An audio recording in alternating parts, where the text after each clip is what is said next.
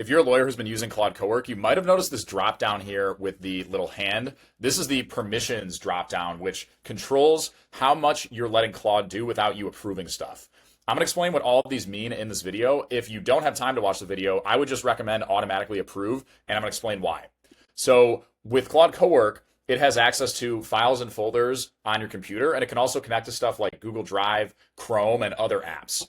The permissions drop down here is going to affect what Claude is allowed to do without asking you for permission. So we're going to go over some examples, and hopefully that's going to clear things up. We're going to start on manual, and I'm going to ask it about the Canadian wildfires. That's the thing that's happening today. I want it to go use Google Chrome and actually tell me if the air quality is good today in northern Minnesota or not. So I'm going to go with this prompt, and I'm saying, using Chrome, tell me if the Canadian wildfires are affecting northern Minnesota today.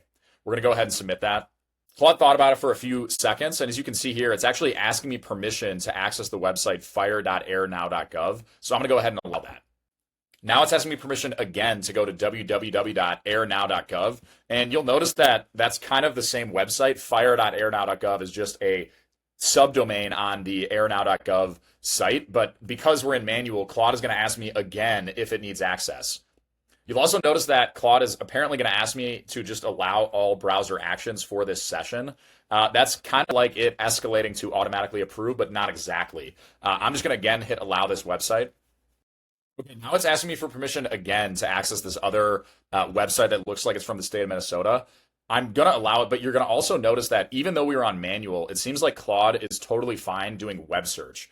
And just to explain the difference, when we're in Claude and Chrome, Claude is literally taking control of my Google Chrome and using it kind of like you or I would with a keyboard and mouse.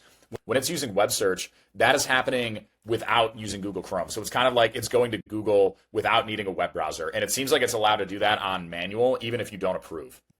Now let's try that exact same prompt, but only this time we're going to switch it to automatically approve. Okay, and here's what Claude did. Again, it's going to look for similar websites, which shouldn't be that surprising, but it was totally fine navigating to fire.airnow.gov and airnow.gov without me approving it. It's not exactly clear how this works under the hood, but Anthropic claims to have trained Claude to detect when it thinks a site is safe and when it thinks it still needs your approval. So fire.airnow.gov, just looking at it, it's a .gov domain. It's probably fine. Like, that's something that's pretty trustworthy, and I think you would just ask a person, they would tell you, yeah, that domain's probably safe. Claude has that kind of judgment. If it was something like, I don't know, fire.airnow. Some crazy domain that wasn't .gov, or it looked like an obviously phishing link, that's where I'm assuming Claude would actually come in here and require that you approve its action. One thing that's a little bit surprising to me, though, is if you're connected to files and folders, like I have Metro Forge Linden Ridge here, which is some fake case that I was showing in some previous videos, and I've got a few documents, like I have the complaint and the engagement letter. Let's go ahead and ask Claude in manual mode to update the engagement letter. So I'll tell it to just like add a new paragraph or something. Okay, Claude did ask me some questions. I don't think that's actually related to manual or auto mode. I think it just detected that I didn't give it any content. It wants to be sure that it knows what I want. But what's interesting here is that even though I'm in manual mode, I'm telling Claude I want it to modify files. It is not going to ask for my permission when it goes and updates a docx file. It's going to go ahead and just do that, assuming it has access to it in the folder. I don't know why this has been so difficult for Claude, but it was actually able to update the docx file, and I think it's going to show it here in the file browser in a second. Okay, and now we've got it up on the right-hand side. I don't think Claude did a very good job. It ran into a bunch of errors and had to figure out a way to do this. But regardless, it was able to update the docx file without asking me for permission. So it actually wrote into a file without permission, even though I'm in manual mode. I'm going to show you guys what happens when you do skip all approvals. And again, this is the highest level of letting Claude go wild. So let's go ahead and do that. And it is going to make you confirm that you're given connectors. You're okay with it doing whatever it wants. And so the ones that it's flagging for me are Google Drive and use Chrome. And so I guess with this mode, if you were to give it a link to a sketchy website on Chrome, it would just trust you and go and do its thing. What I'm going to show you guys is I have a bunch of complaint PDFs in this folder. They're all the same. And I'm just going to tell Claude to delete a PDF. So we'll say delete complaint 6. You're going to see here that Claude is warning us, hey, skip approvals is on. Like, it might do something you don't want. But what's interesting is even though I'm in skip all approvals, it's still asking my permission to delete a file, which is really weird to me. And this is weird because in manual mode, Claude is totally fine writing a file without asking me permission, which seems a little bit counterintuitive because if I'm in manual mode, I'd probably want it to actually ask my permission. But then when I go to skip all permissions where I'm telling it, hey, do whatever you want, it won't even delete a file without asking me. And now if we go over here, it's finally deleted. And obviously this is really silly. If I was going to just delete the file, I'd probably just move it to trash.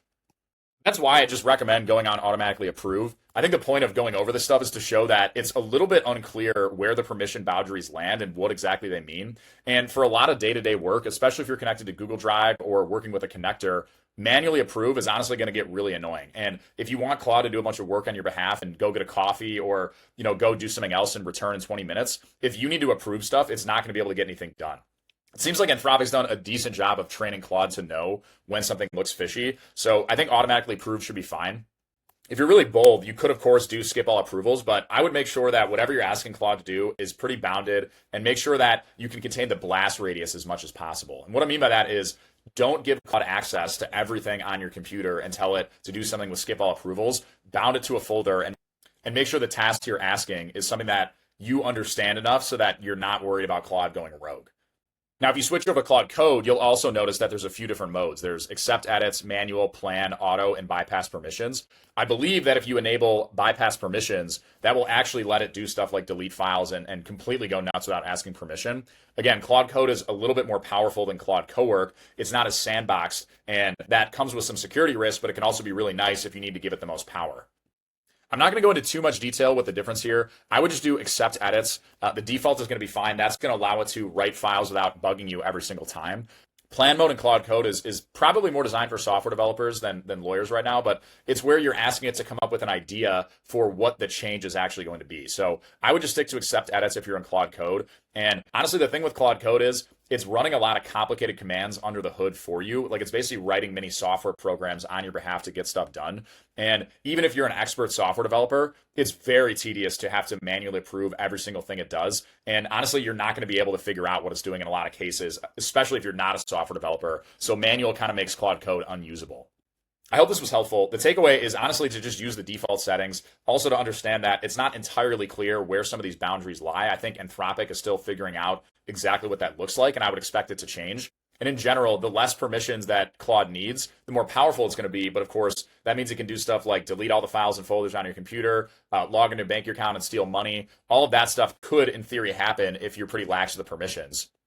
But if you make it request access for every single thing it's doing, at a certain point, it just becomes faster for you to do it yourself rather than tell Claude what to do. So that's where that default is kind of a sweet spot and a nice medium.